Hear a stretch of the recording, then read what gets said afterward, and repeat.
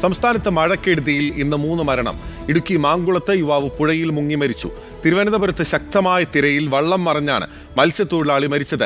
മരം വീണ് പരിക്കേറ്റ് ചികിത്സയിലായിരുന്ന ആലപ്പുഴ സ്വദേശിയും മരിച്ചു. ഇന്നും നാളെയും 14 ജില്ലകളിൽ മഴ മുന്നറിയിപ്പുണ്ട്. വയനാട് ജില്ലയിൽ റെഡ് അലേർട്ടും 8 ജില്ലകളിൽ ഓറഞ്ച് അലേർട്ടും പ്രഖ്യാപിച്ചു. അതിതീവ്ര മഴ മുന്നറിയിപ്പുള്ള വയനാട് ജില്ലയിലെ എല്ലാ വിദ്യാഭ്യാസ സ്ഥാപനങ്ങൾക്കും ജില്ലാ ഭരണകൂടം അവധി പ്രഖ്യാപിച്ചു. വിവരങ്ങളുമായി അർച്ചന രവീന്ദ്രനാണ് തിരുവനന്തപുരത്ത് നിന്ന് ചേരുന്നത്. അർച്ചന, മഴക്കെടുതികൾ തുടരുകയാണ്. 3 മരണമാണ് ഇന്ന് റിപ്പോർട്ട് ചെയ്തിട്ടുള്ളത്. നാളെ അടക്കമുള്ള മഴ മുന്നറിയിപ്പുകൾ എങ്ങനെയാണ്? നിലവിൽ മഴയുടെ സാഹചര്യം എന്തൊക്കെ? ബിന്നിൽ സംസ്ഥാനത്ത് അടുത്ത 5 ദിവസങ്ങളിൽ ശക്തമായ മഴയ്ക്ക് സാധ്യതയുണ്ടെന്നാണ് കേന്ദ്ര കാലാവസ്ഥാ വകുപ്പിന്റെ മുന്നറിയിപ്പ്.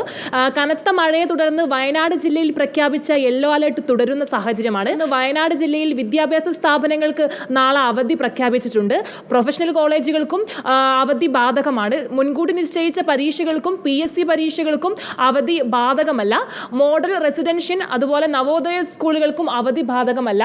പത്തനംതിട്ട, കോട്ടയം, എറണാകുളം, ഇടുക്കി അതുപോലെ മലപ്പുറം, കോഴിക്കോട്, കണ്ണൂർ, കാസർഗോഡ് ജില്ലകളിലും ഓറഞ്ച് അലേർട്ട് പ്രഖ്യാപിച്ചിട്ടുണ്ട്.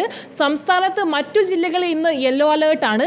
മോശം കാലാവസ്ഥയും ശക്തമായ കാറ്റും കണക്കിലെടുത്ത് ജൂലൈ 17 മുതൽ ജൂലൈ 21 വരെ കേരളം, കർണാടക, ലക്ഷദ്വീപ് തീരപ്രദേശങ്ങളിൽ മത്സ്യബന്ധനം നടത്തുന്നവർ കടലിൽ പോകരുതെന്നും കാലാവസ്ഥാ വകുപ്പ് മുന്നറിയിപ്പ് നൽകിയിട്ടുണ്ട്.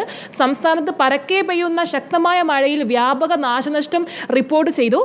കേരളത്തിലെ വിവിധ ഇടങ്ങളിലായി മഴയെ തുടർന്നുള്ള അപകടങ്ങളിൽ ഇന്ന് 4 പേർക്ക് ജീവൻ നഷ്ടപ്പെട്ടിട്ടുണ്ട്. മലയോര പ്രദേശങ്ങളിൽ വ്യാപക മണ്ണിടിച്ചിൽ റിപ്പോർട്ട് ചെയ്തു. വടക്കൻ കേരളം തീരം മുതൽ ഗുജറാത്ത് വരെയുള്ള ന്യൂനമർദ്ദവും തീരത്ത് ശക്തമായ പടിഞ്ഞാറൻ വടക്ക് പടിഞ്ഞാറൻ കാറ്റുമാണ് വരും ദിവസങ്ങളിൽ വ്യക്തമാണ്. അർച്ചന രവീന്ദ്രനാണ് വിവരങ്ങൾ നൽകിക്കൊണ്ടിരിക്കുന്നത്. കേരളത്തിൽ കനത്ത മഴ തുടരുന്ന സാഹചര്യമായിരിക്കും ഉണ്ടാവുക.